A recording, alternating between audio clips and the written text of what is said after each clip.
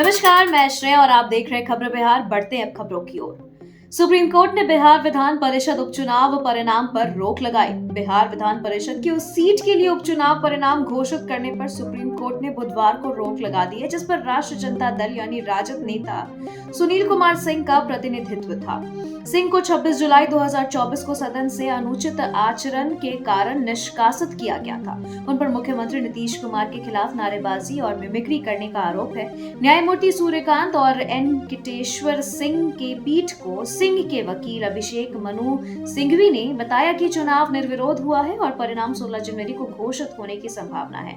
अदालत ने कहा कि मामले पर सुनवाई जारी है, इसलिए फिलहाल परिणाम घोषित नहीं होना चाहिए। सिंह की निष्कासित याचिका पर अदालत अगस्त 2024 से सुनवाई कर रही है। लॉरेंस बिश्नोई के नाम पर बिहार के मंत्री से 30 लाख मांगने वाला गिरफ्तार यूपी से दबोचा गया। पटना पुलिस ने बड़ी कार्रवाई करते हुए बिहार सरकार के श्रम संसाधन मंत्री संतोष कुमार सिंह से रंगदारी मांगने वाले मुख्य आरोपी को गिरफ्तार कर लिया है। मांगने वाला कोतवाली थाना में दर्ज शिकायत के आधार पर ये मामला शुरू हुआ, जिसके बाद पुलिस ने तेजी से जांच करते हुए धमकी भरे मैसेज का पता लगाया और आरोपी को उत्तर प्रदेश से गिरफ्तार कर पटना ले आई। गिरफ्तार आरोपी की पहचान 24 वर्षीय संजय यादव के रूप में हुई है, जो एक बेरोजगार युवक बताया जा रहा है। बेतिया से एनडीए का चुनावी शंखनाद। दिलीप जायसवाल बोले, सेना तैयार, 2025 की लड़ाई मिलकर लड़ेंगे। एनडीए ने कार्यकर्ता सम्मेलन में बिहार विधानसभा चुनाव 2025 का शंखनाद कर दिया। बुधवार को बगहा स्थित बबुई टोला खेल मैदान में कार्यकर्ता सम्मेलन में शंख ध्वनि के साथ आगाज किया गया। भाजपा प्रदेश अध्यक्ष दिलीप जायसवाल ने कहा कि पूरा बिहार देख रहा है, बगहा से एनडीए कार्यकर्ता सम्मेलन की शुरुआत हो रही है। लालू यादव रोज सत्ता का सपना देख रहे हैं, सत्ता के लिए लालचियात होकर के लाल टपका रहे हैं, मगर एनडीए की एकता चट्टानी है। 2025 विधानसभा चुनाव नीतीश कुमार के नेतृत्व में सभी मजबूती से मिलकर लड़ेंगे। महागठबंधन में आएंगे पशुपति पारस। लालू यादव ने भरी हामी। बिहार में दही चूड़ा भोज के बहाने नई सियासी खिचड़ी पक रही है। बुधवार को आरएलजेपी अध्यक्ष पशुपति पारस की दही चूड़ा भोज में राजद सुप्रीमो लालू यादव और बेटे तेज प्रताप के साथ पहुंचे, जिनके साथ राजद के कई और नेता भी मौजूद रहे। इस बीच जब मीडिया ने लालू से सवाल किया कि क्या वो पशुपति पारस को महागठबंधन में साथ रखेंगे, तो लालू यादव ने हामी भरते हुए कहा कि हाँ रखेंगे, जिसके बाद अब पशुपति पारस के लिए महागठबंधन के दरवाजे खुल गए हैं। रेलवे ने नहीं दी जमीन। दानापुर बीटा एलिवेटेड कॉरिडोर का निर्माण रुका। पटना से सटे दानापुर के पास रेलवे द्वारा जमीन उपलब्ध नहीं कराए जाने के कारण दानापुर बीटा एलिवेटेड कॉरिडोर का निर्माण कार्य रुक गया है। कॉरिडोर के निर्माण के लिए दानापुर स्टेशन के पास रेलवे से 14.383 एकड़ जमीन ली गई है, जिसके मुआवजे का भुगतान राज्य सरकार द्वारा किया गया है। निर्माण एजेंसी द्वारा बताया गया कि 28 मीटर चौड़ी जमीन का अधिग्रहण किया गया है, लेकिन रेलवे से तत्कालिक तौर पर पिलर निर्माण करने के लिए 12 मीटर की जगह की मांग की जा रही है। इसके बावजूद जगह नहीं मिल रही। परिवार में आपसी विवाद है। लालू राजनीतिक नजरबंदी में। तेजस्वी के पोस्टर पर बोली जेडीयू। बिहार में विधानसभा चुनाव से पहले सियासी हलचल काफी बढ़ी हुई है। इस बीच पटना में राष्ट्रीय जनता दल के कार्यालय के बाहर लगी कुछ पोस्टरों की काफी चर्चा होने लगी है। जेडीयू ने राजद के पोस्टरों में लालू यादव की तस्वीर न होने को लेकर आरजेडी पर तंज कसा है। जेडीयू प्रवक्ता नीरज कुमार ने यहाँ तक कहा कि लालू परिवार में सब कुछ ठीक नहीं चल रहा। नीरज कुमार ने कहा कि परिवार में आपसी विवाद है, लालू जी राजनीतिक नजरबंद है और लालू जी को बोलने पर रोक लगा दिया गया है। पिता की भूमिका को कोई सीमित करेगा तो बेटी की आवाज तो निकलेगी ही। अब सीधे चुनाव होगा। बिहार में सियासी बदलाव की अटकलों पर बोले तेजस्वी। बिहार में इसी साल चुनाव होने हैं। बिहार विधानसभा चुनाव से पहले राज्य में सियासी बदलाव को लेकर कई तरह की अटकलें लगाई जा रही हैं। मीसा भारती ने यहां तक कह दिया कि नीतीश कुमार उनके गार्जियन हैं और अगर वो आते हैं तो उनका स्वागत है। बीजेपी नेताओं ने कहा कि आरजेडी दिन में सपने देख रही है। अब राजद तेजस्वी यादव ने इन अटकलों पर काफी हद तक विराम लगा दिया। आपको बता दें कि मीडिया से बातचीत में उन्होंने कहा कि अब कोई बदलाव नहीं होने जा रहा है, अब सीधे चुनाव होगा। तेजस्वी यादव ने पत्रकारों से बातचीत में कहा कि अब सीधे चुनाव होगा, अब जनता जो चुनाव करेगी और जनता का फैसला सिर आंखों पे होगा। गुड न्यूज, बिहार में खुलेगा कौशल विश्वविद्यालय। यह कोर्स होंगे संचालित। बिहार में कौशल विश्वविद्यालय यानी स्किल यूनिवर्सिटी की स्थापना होगी। इसकी तैयारी चल रही है। श्रम संसाधन विभाग इस नए विश्वविद्यालय का प्रस्ताव तैयार कर रहा है। कौशल विश्वविद्यालय की स्थापना के प्रस्ताव पर राज्य कैबिनेट की मुहर लगने के बाद यह मूर्त रूप से लेगा। बता दें कि कौशल विकास और रोजगार से जुड़े पाठ्यक्रमों का संचालन इसी विश्वविद्यालय के माध्यम से होगा। चेतन आनंद के गृह प्रवेश पर पहुंचे नीतीश कुमार। खरमास खत्म होते ही बुधवार को विधायक चेतन आनंद अपने नए सरकारी आवास में प्रवेश कर लिए हैं। नगर विकास एवं आवास विभाग ने गर्दनीबाग में मंत्रियों के लिए बनाए गए फ्लैट नंबर 12/20 को चेतन आनंद के नाम आवंटन किया है। गृह प्रवेश के मौके पर मुख्यमंत्री नीतीश कुमार भी पहुंचे। मुख्यमंत्री के साथ दोनों उप मुख्यमंत्री और कई मंत्री भी थे। मुख्यमंत्री नीतीश कुमार का स्वागत चेतन आनंद की मां लवली आनंद, सांसद और पूर्व सांसद आनंद मोहन ने किया। मुख्यमंत्री वहां चूड़ा दही के भोज में भाग ली और लगभग 15 मिनट के बाद वहां से निकल गए।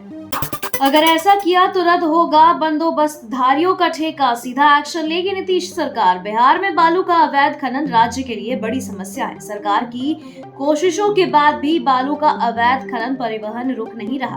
कई मामलों में खुद सरकारी बंदोबस्तधारी ही अवैध खनन को बढ़ावा देते हैं, जिसे देखते हुए सरकार ने निर्णय लिया कि यदि बंदोबस्तधारी अवैध बालू खनन में पकड़े गए तो उनका ठेका ही रद्द कर दिया जाएगा, भले ही उनके पास एक या एक से अधिक बालू घाट संचालन का जिम्मा हो। प्रदेश के उप मुख्यमंत्री सह खान एवं भूतत्व मंत्री विजय कुमार सिन्हा ने मंगलवार को विभाग के अधिकारियों के साथ समीक्षा बैठक में उक्त निर्देश दिए हैं।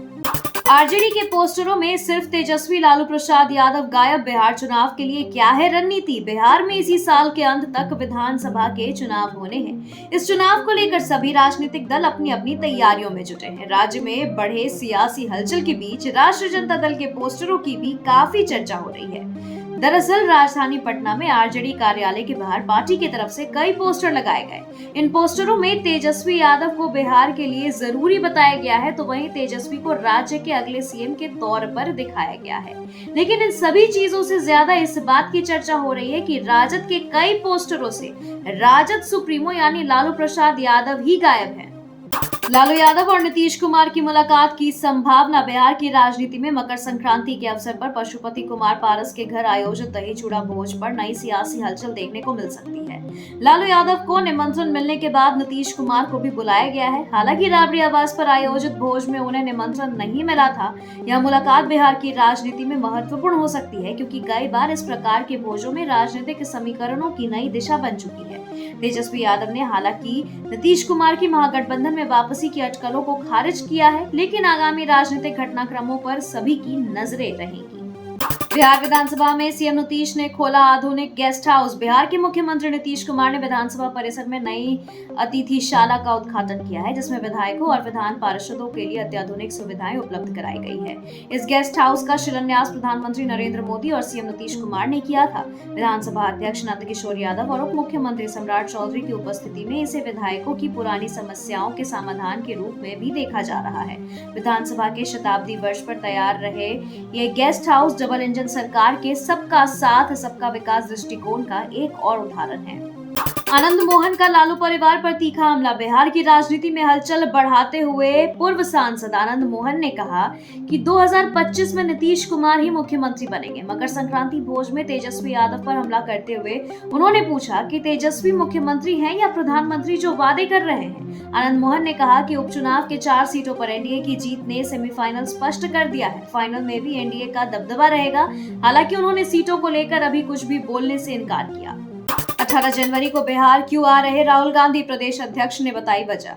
बिहार कांग्रेस के अध्यक्ष एवं राज्यसभा सांसद डॉक्टर अखिलेश प्रसाद सिंह ने कहा कि इस वर्ष बिहार में होने वाले विधानसभा चुनाव में कांग्रेस समेत अन्य महागठबंधन दल राज्य की जनता के सहयोग से भाजपा जेडीयू को सत्ता से बाहर कर देंगे। डॉक्टर अखिलेश मंगलवार को कांग्रेस मुख्यालय सदाकत आश्रम में प्रेस से बात कर रहे थे। उन्होंने कहा कि 18 जनवरी को कांग्रेस के पूर्व राष्ट्रीय अध्यक्ष राहुल गांधी की बिहार आगमन से हमारी ताकत बढ़ेगी। उनके आगमन से बिहार कांग्रेस के कार्यकर्ताओं में नई स्फूर्ति भी आएगी। इस दौरान राहुल गांधी प्रदेश कांग्रेस कार्यालय में आयोजित सभा को संबोधित करेंगे। विधानसभा चुनाव से पहले बिहार में नया सियासी समीकरण। बिहार में हर वर्ष मकर संक्रांति के मौके पर नई सियासी खिचड़ी पकती है। इस बार भी कुछ ऐसा ही देखने को मिल रहा है। आरजेडी चीफ लालू प्रसाद ने इसके स्पष्ट संकेत दे दिए हैं। दरअसल 2024 के लोकसभा चुनाव से पहले एनडीए में चिराग पासवान की पार्टी का कद बढ़ने के बाद उनके चाचा पशुपति कुमार पारस की पार्टी दरकिनार कर दी गई है। पशुपति पारस की पार्टी राष्ट्रीय लोजपा को नया ठिकाना मिलने वाला है। मकर संक्रांति के मौके पर इसके संकेत मिल रहे हैं। आरजेडी चीफ लालू प्रसाद के दही चूड़ा भोज में पशुपति कुमार पारस के पहुंचने के बाद से ही ऐसी चर्चा हो रही थी। टैक्स को लेकर तेजस्वी के पास प्रमाण है तो लोजपा आर दफ्तर आए। तेजस्वी यादव ने बिहार में एक नए टैक्स की चर्चा छेड़ दी है।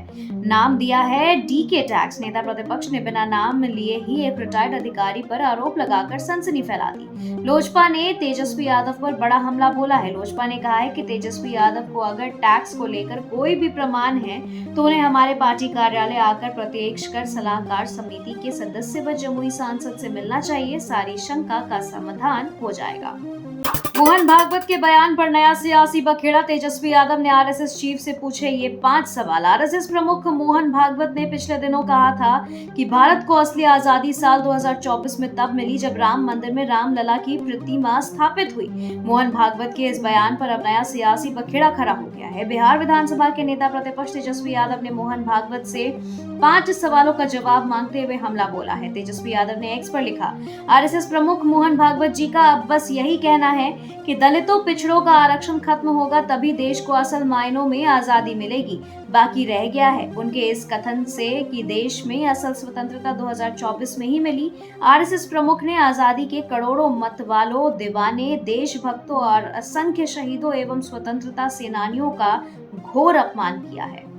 70वीं बीपीएससी परीक्षा मामले पर पटना हाईकोर्ट में सुनवाई टली। पटना हाईकोर्ट में 70वीं बीपीएससी परीक्षा में कथित धांधली के मामले में होने वाली सुनवाई टल गई है। जस्टिस एएस चंदेल की एकल पीठ पप्पू कुमार एवं अन्य द्वारा दायर याचिका पर गुरुवार को सुनवाई करेगी। इस याचिका में प्रारंभिक परीक्षा में हुई धांधलियों की जांच व दोबारा परीक्षा आयोजित कराने की मांग की गई है। सीएम के बारे में यह क्या बोल गए आनंद मोहन। आरजेडी के बागी विधायक चेतन आनंद को सरकार ने नया फ्लैट आवंटित किया है। मकर संक्रांति के बाद इस फ्लैट का गृह प्रवेश किया गया। इस मौके पर मुख्यमंत्री नीतीश कुमार के साथ साथ सत्ताधारी दल के कई मंत्री और विधायक मौजूद रहे।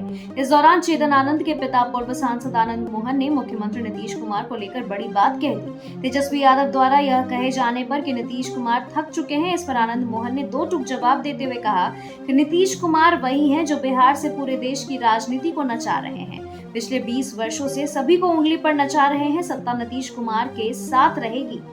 बिहार में मुखिया का बढ़ा पावर। पंचायत सरकार भवन निर्माण की जिम्मेदारी सौंपी। नीतीश सरकार ने एक बड़ा फैसला लेते हुए पंचायत सरकार भवन निर्माण का अधिकार फिर से मुखिया गण को सौंप दिया है। राज्य की 8053 ग्राम पंचायतों में से 2453 पंचायतों में यह निर्माण मुखिया द्वारा किया जाएगा। पंचायती राज मंत्री केदार प्रसाद गुप्ता ने जानकारी दी कि शेष 2000 पंचायत भवनों का दायित्व एलईओ को सौंपा गया है। सरकार के इस फैसले से मुखिया वर्ग में खुशी की लहर है। पीएमसीएच हॉस्टल केस मामले में सीबीआई की एंट्री। बिहार के लोगों के लिए यह काफी महत्वपूर्ण खबर है। दरअसल पटना मेडिकल कॉलेज हॉस्टल के चाणक्य हॉस्टल के कमरे में हुई आग लगी मामले में एक नया अपडेट सामने आया है। खबर यह है कि अब इस मामले की सीबीआई की जांच करेगी। ऐसे में इस सब को लेकर सभी लोगों में थोड़ी भय का माहौल भी देखने को मिल रहा है। दरअसल पीएमसीएच परिसर में आपको बता दें कि चाणक्य हॉस्टल के कमरा नंबर LR 42 में PG pass out doctor Ajay अवैध रूप से कब्जा कर इंटरनल एग्जाम में मेडिकल पीजी छात्रों को पास कराने का ठेका उठाया करते थे और इस रूम के इन तमाम बातों के सबूत भी मिले हैं। बीपीएससी मुद्दे पर एलसीटी घाट से जनसुराज की हुंकार। प्रशांत किशोर की नई रणनीति। जनसुराज के सूत्रधार प्रशांत किशोर ने बीपीएससी के मुद्दे पर विरोध प्रदर्शन के लिए पटना के एलसीटी घाट को चुना है। प्रशासन ने उन्हें 14 फरवरी तक अस्थायी शिविर लगाने की सशर्त अनुमति दी है। आयोजकों को स्वच्छता, वाहन पार्किंग और अन्य व्यवस्थाओं को ध्यान में रखना होगा। गांधी मैदान में हुए पिछले विवाद के बाद यह नई रणनीति बिहार की राजनीति को नया मोड़ दे सकती है। प्रशांत किशोर छात्रों से आंदोलन में शामिल होने की अपील कर रहे हैं। आयोजकों को तय समय पर स्थल खाली करना होगा। क्या नई जगह का यह कदम प्रशांत किशोर के आंदोलन को नई दिशा देगा, यह देखना काफी दिलचस्प होगा। बिहार के किसानों के लिए नई उड़ान, खेती होगी स्मार्ट। नीतीश सरकार ने किसानों के लिए ड्रोन तकनीक को बढ़ावा देने का फैसला लिया है। खेती किसानी के लिए ड्रोन खरीदने पर 60% या अधिकतम 3.65 लाख रुपए का अनुदान दिया जाएगा। चालू वित्तीय वर्ष में राज्य के 101 अनुमंडलों में कृषि ड्रोन की खरीद का लक्ष्य रखा गया है। इस योजना से किसानों को कम मेहनत में बेहतर परिणाम मिलेंगे। ड्रोन के उपयोग से कीटनाशकों का सटीक छिड़काव, मिट्टी का विश्लेषण और फसल की निगरानी संभव होगी। केंद्र सरकार की नमो ड्रोन दीदी योजना के तहत 201 ड्रोन जीविका समूहों को दिए जाएंगे। यह कदम किसानों को स्मार्ट खेती की ओर ले जाने के साथ उनकी आय में बढ़ोतरी करेगा। बीपीएससी छात्रों की मांगों को सुना जाए, मुलाकात के बाद बोले चिराग पासवान। बिहार में बीपीएससी अभ्यर्थियों का मुद्दा अभी खत्म नहीं हुआ है, लेकिन छात्रों की मांग है कि पूरी परीक्षा को ही रद्द किया जाए। बहरहाल अब इस मामले में अभ्यर्थियों ने केंद्रीय मंत्री और एलजेपीआर के राष्ट्रीय अध्यक्ष यानी चिराग पासवान से मुलाकात की है। बीपीएससी अभ्यर्थियों से मुलाकात को लेकर चिराग पासवान ने मीडिया से बातचीत में कहा कि नया कुछ ऐसा नहीं है, उनके सारे विषय हम लोगों के संज्ञान में ही हैं। मैं भी गठबंधन के अंदर लगातार प्रयास कर रहा हूं कि उनकी मांगों को सुना जाए और समझा जाए। कम से कम सरकार एक वार्तालाप उनके साथ शुरू करे, इसके प्रयास लगातार जारी हैं। गठबंधन के अंदर बातचीत के दौरान यह बातें मैंने की है। बिहार सरकार से मैंने आग्रह जरूर किया है कि छात्रों की बातों को सुना जाए। खबरों के सिलसिलों में फिलहाल इतना ही। बने रहे खबरें बिहार के साथ। नमस्कार।